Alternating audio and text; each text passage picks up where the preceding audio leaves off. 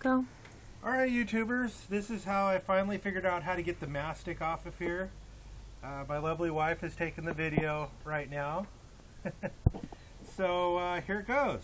Wire wheel, standard grinder, wear a face mask and safety glasses. I don't have some on right now, which is kind of dumb, but this is just a quick video to show you guys how to do this. Really dumb.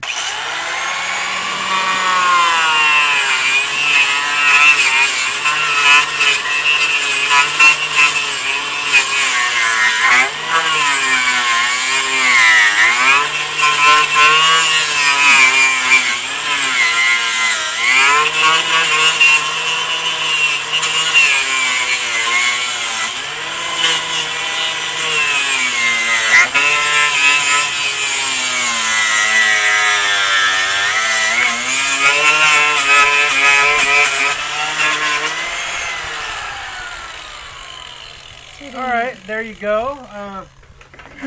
That removes it so fast. I've tried stripper, I've tried all kinds of things. And that's about it. Thank you. Talk to you later.